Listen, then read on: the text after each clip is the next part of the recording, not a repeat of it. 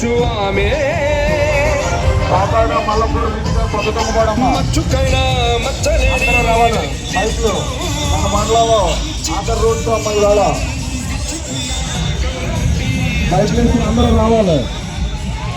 Bike తీసుకుని అందరూ రావాలి. మన మండలంలో ఆఖరి రోడ్స్ కాబట్టి ఈరోజు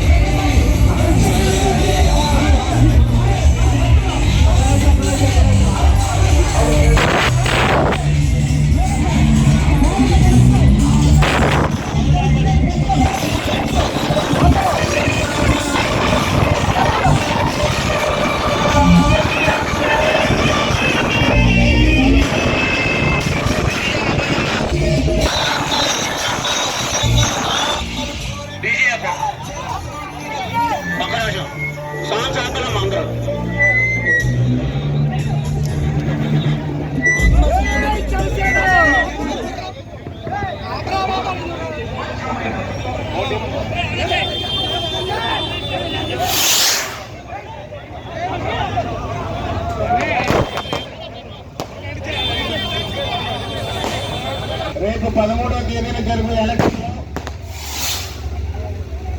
మన దగ్గుబాటి పురంధేశ్వరి మేడం గారికి ఎన్డీఏ కూటమి తరఫున కమలం గుర్తుపై ఓటు వేసి అఖండ మెజార్టీతో గెలిపించాలని చెప్పి మిమ్మల్ని అందరినీ కూడా కోరుతున్నాను. అదేవిధంగా రాజనగరం నియోజకవర్గం ఎమ్మెల్యే అభ్యర్థిగా మనకు అవకాశం వచ్చింది. అందరూ కూడా గాజు గ్లాసు గుర్తుపై ఓటు వేసి అఖండ మెజార్టీతో గెలిపిస్తారని మిమ్మల్ని అందరినీ కూడా కోరుతున్నాను. Thank you. కానివారం సోదరి మనందరికీ ముందుగా నా నమస్కారాలు తెలియజేస్తున్నాను. ప్రొద్దుటి నుండి రాజానగరంలో జరుగుతున్నటువంటి మా పర్యటన అద్భుతంగా జరుగుతుంది. మీరందరూ కూడా చాలా ఆదరణతో ప్రేమతో మమ్మల్ని అందరినీ మీరు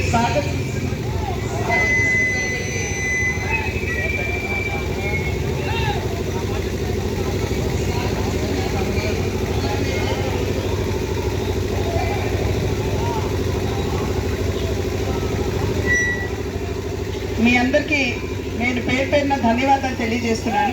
ఎందుకంటే అపూర్వమైనటువంటి స్వాగతం మీరు ఇస్తున్నారు. మేము ఎన్నికల ప్రచారం కంటే కూడా విజయోత్సవ సభకి వచ్చామేమో అనేటువంటి భావన కలిగే విధంగా జూన్ 4 తర్వాత ఖచ్చితంగా మేము విజయోత్సవ సభకే ఇక్కడికి వస్తామని చెప్పి మీ అందరికీ కూడా మేము తెలియజేస్తున్నాము. గడిచిన 5 సంవత్సరాల కాలం మనం చూసాం. ఒక ప్రజా కంటక పాలన ఏదైతే ఉందో రాష్ట్రంలో మనం చూడటం జరిగింది.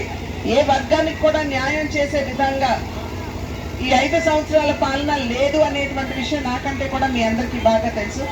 ప్రత్యేకించి కొత్తగా వారు తీసుకొచ్చినటువంటి భూ చట్టం ఏదైతే ఉందో దాన్ని కూడా ఒక్కసారి పరికించినట్లయితే మన భూమి మీద మనకి హక్కు లేకుండా ఎవరైతే మనం రిజిస్టర్ చేసుకునేటప్పుడు ఒరిజినల్ పేపర్స్ వాళ్ళ దగ్గరే పెట్టుకుని మనకి నకలు ఇస్తామని చెప్పి చెప్పడం అన్నది ఇది నిజంగా మన జీవితాలతో ఆడుకోవటమేననేటువంటి విషయం మనం గమనించాలి. ఇది మోసం అనేటువంటి విషయం మనం గమనించాలి. ఎందుకంటే నిజమైనటువంటి పత్రాలు వారి దగ్గర ఉన్నట్లయితే వారు రేపు మన భూములతోటి ఏదైనా చేసుకునేటువంటి అవకాశం ఉంటుంది అని చెప్పి మనం గమనించాలి. కనుక ఇటువంటి ప్రజా కంటక పాలన ఏదైతే ఉందో దానికి చర్మగీతం పాడాలనేటువంటి ఆలోచనతోటి 3 పార్టీలు ఇవాళ పొత్తులో మీ ముందుకు రావడం జరిగింది. భారతీయ జనతా పార్టీ, తెలుగుదేశం పార్టీ పారితోషికం చూసినట్లయితే వారు హాయిగా ఏసీ గదిలో విలాసవంతమైనటువంటి జీవితాన్ని గడపవచ్చు. కానీ నిజంగా సమాజంలో ఇబ్బంది పడే వారి దళం కావాలి అనేటువంటి ఏకైక లక్ష్యంతో వారు ముందుకు రావడం జరిగింది.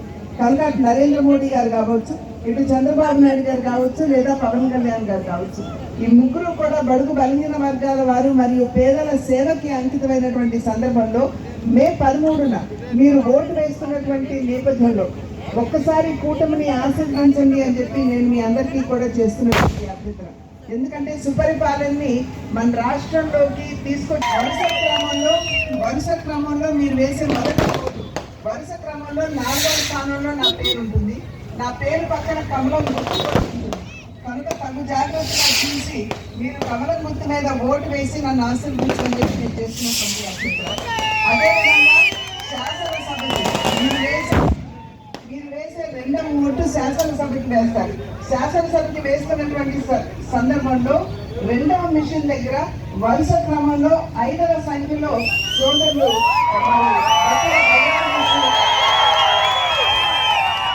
వారి గుర్తు గాజు గ్లాసు మీద ఓటు వేసి వారిని ఆశీర్వదించండి. మమ్మల్ని ఎరుగురిని ఆశీర్వదించినట్లయితే మీకు సేవ చేసేటువంటి అవకాశం ఉంటుంది. మొదటి ఓటు ఏ గుర్తు మీద వేస్తారు? కమలం గుర్తు మీద. రెండో ఓటు గాజు గ్లాసు. కనుక ఖచ్చితంగా ఆ విధంగా ఆశీర్వదించని చెప్పి అభ్యర్థిస్తూ సెలవు తీసుకున్నాను.